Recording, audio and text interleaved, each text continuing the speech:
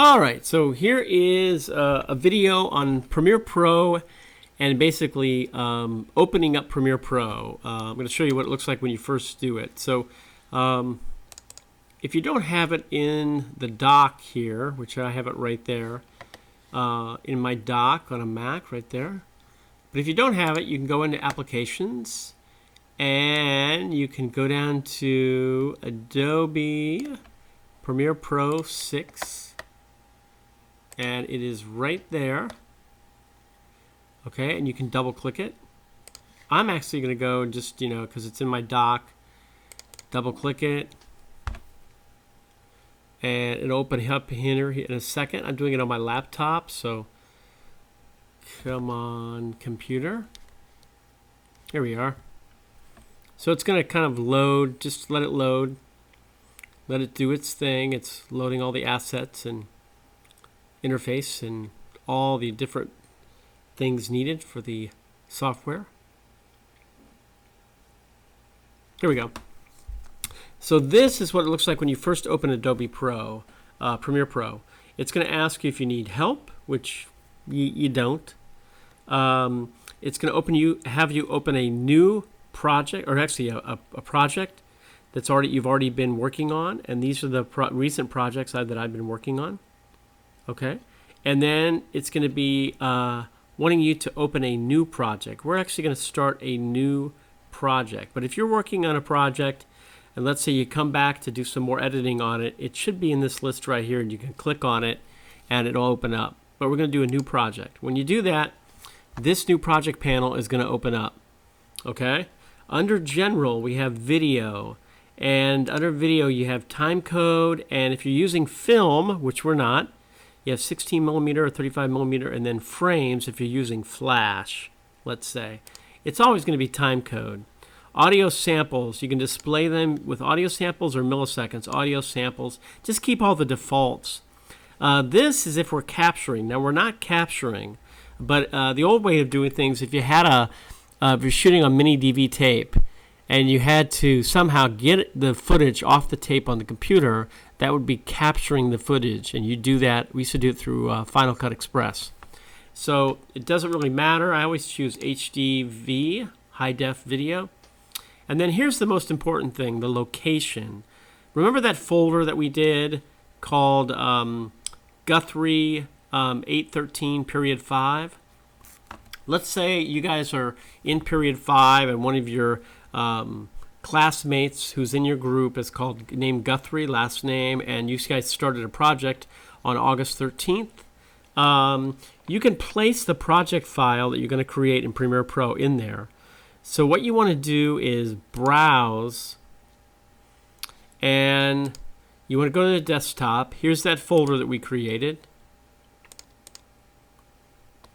And you want to place it right here. So you're going to have your project file once I save it, and then an images folder, a raw audio folder, and a video folder, excuse me. And there it is right there. It's all set up. And that way your project file that you're creating in Premiere Pro is together with all the other stuff for this particular project. Each project that you do will have a different folder system for the date it was started, the date that you were working on the computer, all that stuff. But it'll also have that particular Premiere Pro project file in it. Now I'm going to name the file test, just to show you. But you can name it, whatever you want. You can name it the movie. I would give it some kind of name.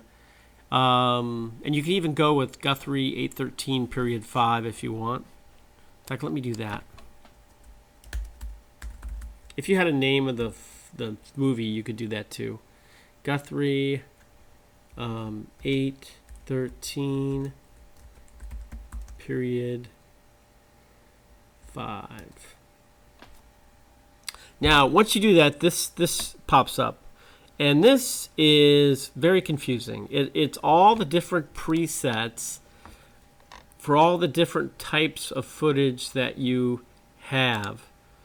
Okay? Most of you that are shooting on the Canon T3i or a digital SLR, are you going to use AV CHD? Usually 720 or 1080. Here's 1080.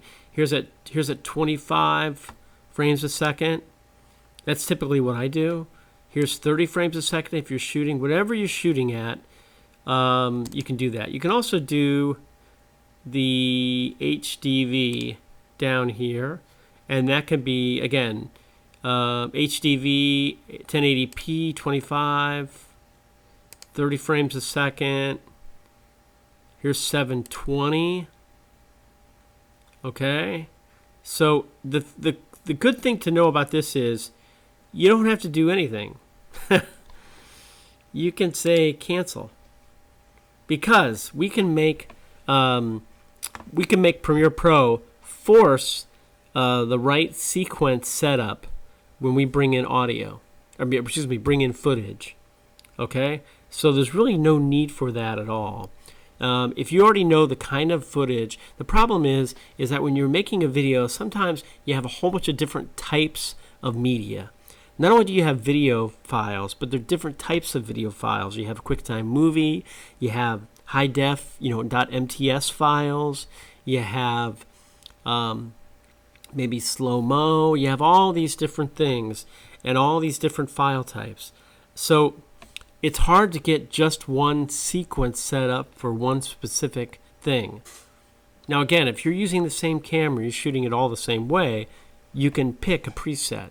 But don't worry about it. Just say cancel and all that. And this is what Premiere Pro looks like here. So the next video, I'm going to show you how to set this thing up, and we'll start putting things on the timeline. Thanks.